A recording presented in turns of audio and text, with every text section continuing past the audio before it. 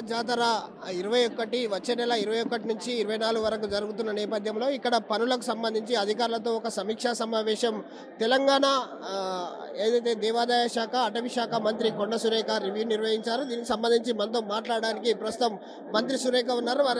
Madam చెప్పండి, ఎలా కార్యక్రమం ఏర్పాటు చేస్తున్నారు? భక్తుల కోసం వచ్చే భక్తులకు ఎలాంటి అసౌకర్యాలు కలగకుండా ఎలాంటి ఏర్పాటు? అన్ని కూడా డిపార్ట్మెంటల్ వారీగా మేము రివ్యూ చేయడం జరిగింది. అన్ని డిపార్ట్మెంట్స్ కూడా ఇన్స్ట్రక్షన్స్ ఇవ్వడం జరిగింది. ఇది నా డిపార్ట్మెంట్, నా బాధ్యత ఇంతవరకే అనకుండా అన్ని డిపార్ట్మెంట్స్ కోఆర్డినేట్ చేసుకొని ఏ సమస్య ఉన్నా కూడా పరిష్కరించుకోవాలని చెప్పి ఏదైతే వాళ్ళకు అనౌన్స్మెంట్ పాయింట్స్ ఉంటాయో అక్కడి నుంచి కమాండ్ సెంటర్ నుంచి ఇన్స్ట్రక్షన్స్ ఎప్పటికప్పుడు ఇస్తూ భక్తులకు ఎవరికి ఇబ్బంది అయినా, ఏదైనా ఫెసిలిటీ ప్రాబ్లం అయినా, లేకపోతే ఏదన్నా పిల్లల్ని ఎత్తుకుపోవడం కానీ, బంగారము తీసుకుపోవడం కానీ ఇట్లాంటివి చాలా వాటన్నిటిని కూడా అలర్ట్ చేస్తూ ఉండాలి ఆ కమాండ్ సెంటర్ నుంచి అని చెప్తూ, ఆర్టీసీ బస్సుల విషయంలో కూడా ఎక్కడ కూడా ఇబ్బంది కాకుండా, ఒక నిమిషం కూడా ట్రాఫిక్ జామ్ కాకుండా చూడాలి అని చెప్పి పోలీస్ వాళ్ళకి సైన్ బోర్డ్స్ ఎక్కువగా చేయాలి. నైట్ టైము వాళ్ళకి దారులు సరిగా తెలియదు కాబట్టి రేడియం తోటి వాళ్ళకి లైన్ ఏదైతే ఉందో మార్కింగ్ లాగా పెట్టి ఇక్కడి వరకే మనం వెళ్ళాలి అనేటువంటి ఉండాలి. ఇట్లా చాలా ఒకటి కాదు, ప్రతి ఒక్క అంశం మీద కూడా మేము డిస్కస్ చేసాము. 25th డెడ్ లైన్ పెట్టాము పనులు కంప్లీట్ చేయడానికి. 25th అంటే ఒక 2-3 రోజులు అటుపోతుంది. 30th అంటే మరీ దూరం అయిపోతుంది. మళ్ళీ 25th తర్వాత 25th or 26th అన్న మళ్ళీ ఒక మీటింగ్ పెట్టడం జరుగుతుందని చెప్పాము. ఈసారి ఆర్టీసీ మినిస్టర్ గారు వస్తామని చెప్పారు.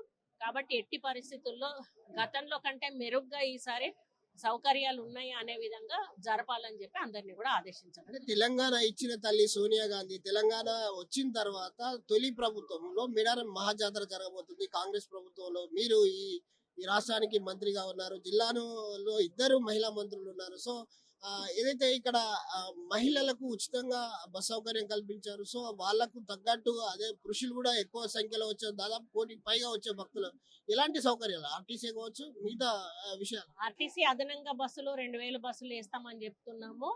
ఆర్టీసీ నుంచి ఆ బస్సులు వస్తాయి. ఎక్కడ వచ్చినా కూడా ఈ ట్రాఫిక్ ఆగడం ఒకటి ప్రాబ్లం వస్తుంది. ఇక్కడికి వచ్చినాక ఫెసిలిటీస్ ప్రాబ్లం. ఫెసిలిటీస్ అన్ని డిపార్ట్మెంట్స్ కు కూడా మేము ఇన్స్ట్రక్షన్స్ ఇవ్వడం జరిగింది. ఎక్కడ కూడా ఫెసిలిటీస్ లో కాంప్రమైజ్ లేదు. కన్స్ట్రక్షన్స్ లో కూడా ఎక్కడ తేడా ఉన్నా కూడా వాళ్ళ మీద కాంట్రాక్టర్ల మీద యాక్షన్ తీసుకోవడం జరుగుతుంది.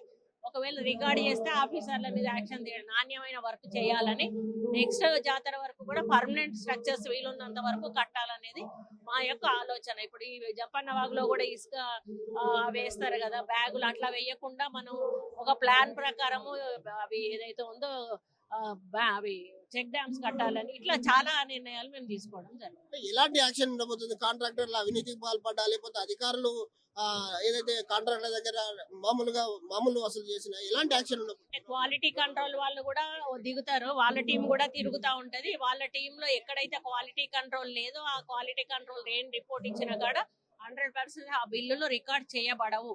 అది అధిగమించి బిల్లులు రికార్డ్ చేసినట్టయితే ఆఫీసర్ రెస్పాన్సిబిలిటీ అవుతాడు. ఆ కాంట్రాక్టర్ బ్లాక్ లిస్ట్ లోకి వెళ్ళిపోతారు. వివిఐపీల కోసం హెలికాప్టర్ సౌకర్యం ఏమైనా ఏర్పాటు చేయబోతున్నారు? అంటే హెలిప్యాడ్ అయితే ఖచ్చితంగా ఉంటుందండి. ఏదైనా ఎయిర్ లిఫ్ట్ చేయాల్సి వస్తే చేయాల్సిన బాధ్యత కూడా ప్రభుత్వం మీద ఉంటుంది. హెలిప్యాడ్ ఉంటుంది తప్పకుండా. అటువంటి అవకాశం ఉంటే, అవసరం ఉంటే తప్పకుండా అది కూడా మేము చేపట్టడం. వివిఐపీస్ అంటే వాళ్ళు ప్రైవేట్ వాళ్ళు నడుపుకుంటారు. గవర్నమెంట్ నుంచి ఏమి ఉండదు. ప్రైవేట్ వాళ్ళు ఎప్పుడు కూడా ప్రతిసారి కూడా పెట్టుకుంటారు. ఆ పద్ధతిలో వాళ్ళు పెట్టుకుంటారు. మాకు వాళ్ళతో సంబంధం ఉండదు.